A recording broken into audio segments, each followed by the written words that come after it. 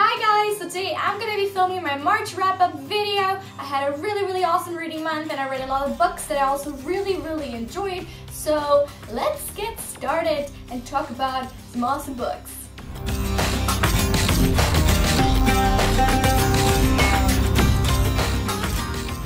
Since I don't actually remember in which order I read these, I'm just gonna randomly do it. And the first book I've read this month was Hidden Huntress. This is the sequel to Stolen Songbird by Danielle L. Jensen, and you guys know that I love that book. Like, ridiculously love that book. And I requested an ARC for this off of NatGalley and got approved for it, and I basically devoured this book in like 2 days straight. I don't even think that I did much else besides read in those 2 days because the book was so damn fantastic. If you don't yet know what Stolen Songbird is about, I did an entire book talk video about that, so I'm gonna link it down below. I won't talk much about it here, and I also won't review this book extensively in this video because I want to film like a proper review and put that up a little bit before the book is actually published, which is gonna happen this June, so get excited you guys who haven't read it yet. So suffice it to say for now that I really love this book,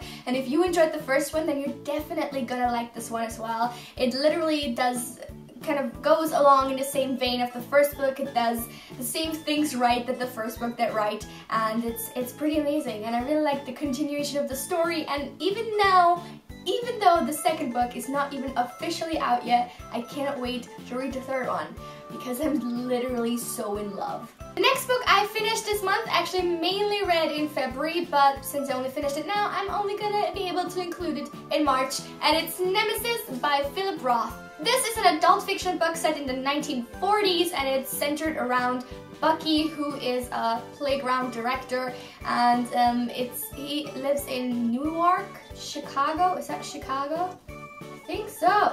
Oh my, sorry, New Jersey. How did I think it was Chicago? It's New Jersey. Chicago isn't even a state.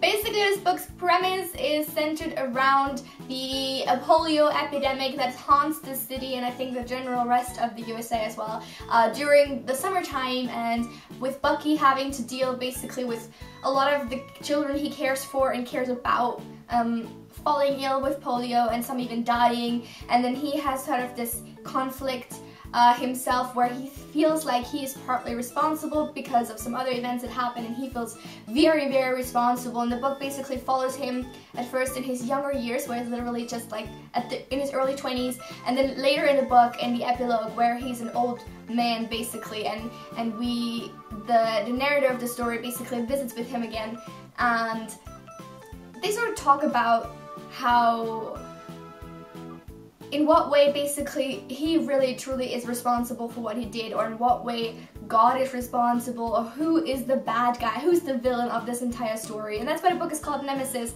and that really resonates with the last chapter. It's really amazing. I thought the book was mediocre, like all the way until the end, and then the ending was absolutely fantastic. So if you feel like giving this book a go, I do recommend it because it's just for the ending, it's totally worth it. There's so much like philosophical debate in it at the end that I was like, this is really awesome, and that was something that I really appreciated. And I think I should read some more adult fiction and probably some more Philip Roth because he wrote like a whole lot of books, and I heard that all of them, or like a lot of them, are really good, so I want to give that another go at some point.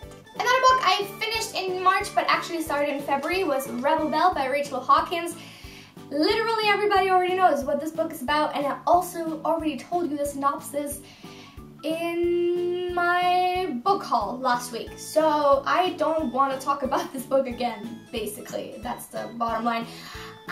It's like a basic YA book. It's not very good. I think I gave this like 2 stars if I remember correctly. I was like very underwhelmed with everything. I heard so many great things about it, and then at the end of the day it was just like kind of meh. So yeah, there we go. The next book I read this month was The Madman's Daughter by Megan Shepherd. This is like a retelling of The Island of Dr. Moreau by H.G. Wells, which is a well-known classic that as of yet I have not read, but I definitely want to, because this book was really great. It follows the story of Juliette Moreau, who has to deal with like her father being a weird, evil genius / scientist that does experiments on animals, turns them into humans in a way. And it's really fucking creepy.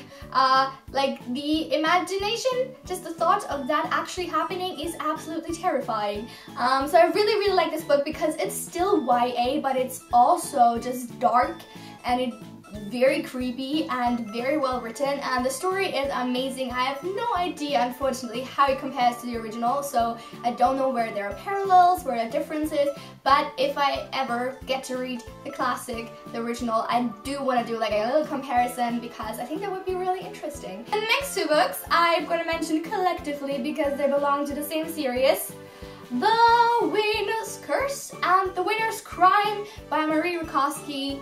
The first two books in this trilogy, and the third one isn't out yet, and I literally cannot wait because they were really good.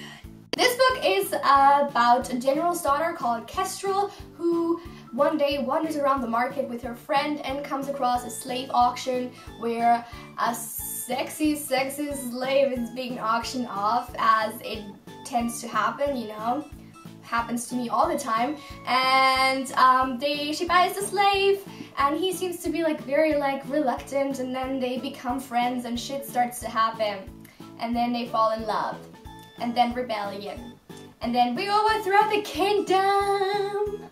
It's literally like every YA book ever. Why do I think it's so amazing? I don't really know why. I think the writing in this book and also the sequel is amazing. I really like the writing style. It's not simple, it's not dumbed down. It actually uses nice vocabulary that's not like basic primary school stuff, and it doesn't make the reader feel dumb, and they're just really good. I just liked the story. I thought it was captivating and the characters were interesting, and there's no love triangle, if I remember correctly.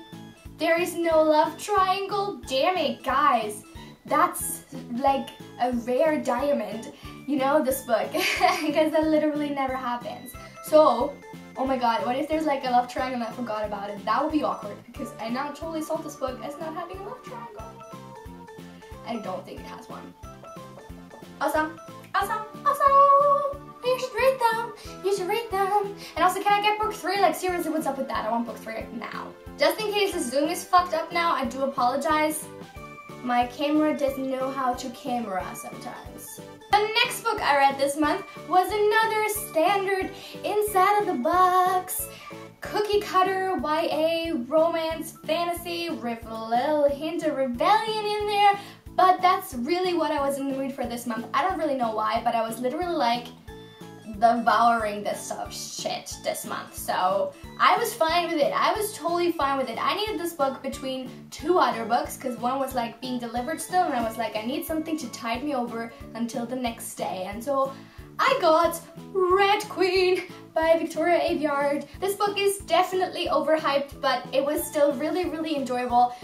It's about a world where there are silvers, which are people with silver blood in their veins, and they have like fancy magical skills, and then there's also the reds with normal, boring, you know, typical red blood. I mean, seriously, that's so lame. Who are you? You are so lame. The reds are basically servants, and they're very like lower class citizens and treated that way as well. They have to live the very poor conditions, while the silvers are like nobility, and they're like rich and fancy and all that good stuff. This book follows a girl called Mare who is red but has the abilities of a silver, and that's really freaking weird to the entire kingdom. So somehow she ends up at the court of the king, and he notices that she has these abilities, and to cover up the fact that she's pretty much a freak of nature, they pretend she's a long-lost silver princess, and he betroths her to his second oldest son, whose name I completely forgot. Maven? Damn it. Them skills of memory, which are completely basic skills. Like, I don't know why I make it out to be such a feat of strength. Mental strength.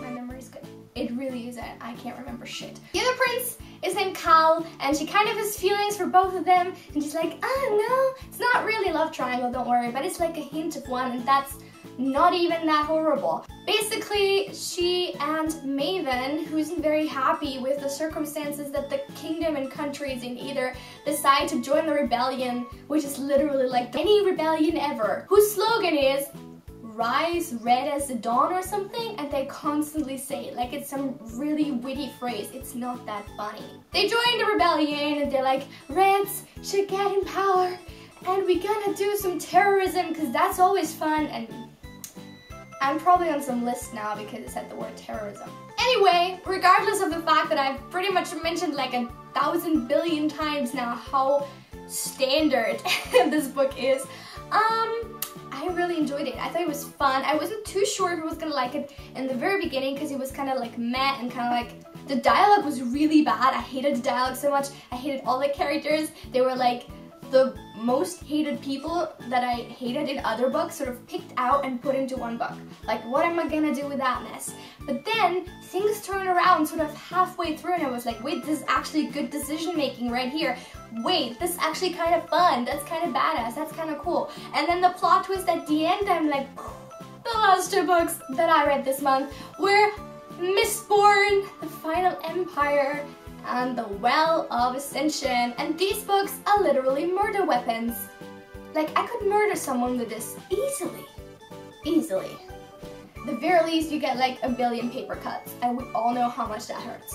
These books are so freaking long, so it took me a little bit to read them. I think the first one I read in 2 days, because I was literally like, give me all of it. And then the second book I read in like 5 days, because I had, you know, social obligations. It's always people get in the way of my reading.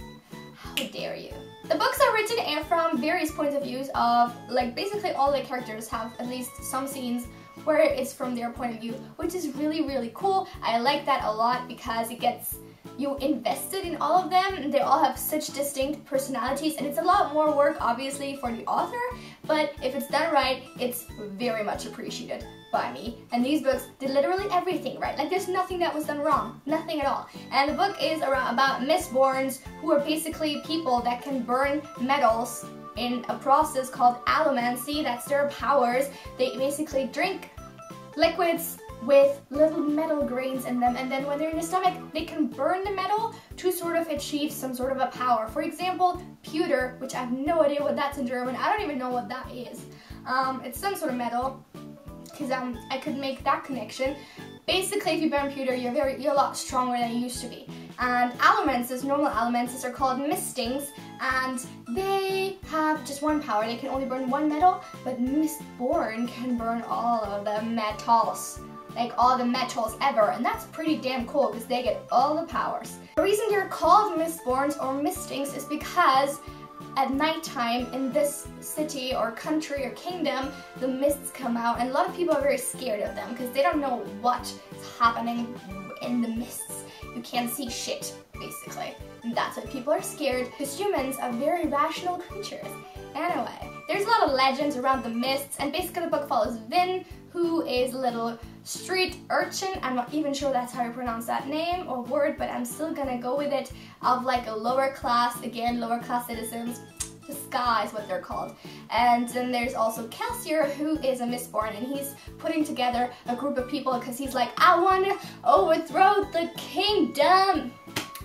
This is definitely not a standard rebellion, though. These books are so good. Like, that's just the world building, the magic system of allomancy and furukumi, which you're gonna get to know later on. It's just absolutely mind-blowing how detailed, how intricate and complex the world is, the people are, the story, the plot twists. I'm just like, oh my fucking god. Anyway guys, so that's it for all the books I read in March. As you can tell, I basically loved all of them. I had no book this month where I was like, I fucking hated it. So that's the best kind of reading month. Yay! You should go and buy and read all the books I recommended to you today, and I hope actually that you've already read them, because that would be even better. If you have actually read them, let me know in the comments down below, and also let me know what your favorite book this month was, because I want to know and I need some new inspiration for what I'm going to read in April. So yeah, I hope you enjoyed this video, and I'm going to see you soon. Have a lovely week. Bye! You're doing great. My hair today. I don't like it. I'm not sure I like it. I like love-hate relationship with my hair today. Yeah. Så gott! Stoppen en The next two books, I don't do that. Shit. Keeps on happening. Keeps on happening. I'm not a terrorist. Not a terrorist. I'm not a terrorist. Polio, yes. I keep doing that, it's never nice. Anyway, so besides the point, we're like in China right now. What's with these not funny jokes today? Stop it, stop it, stop it, stop it, stop it, stop.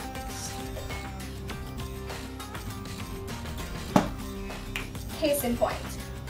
I'm not sure what that means. Okay, anyway. We're fine, totally good, totally on track.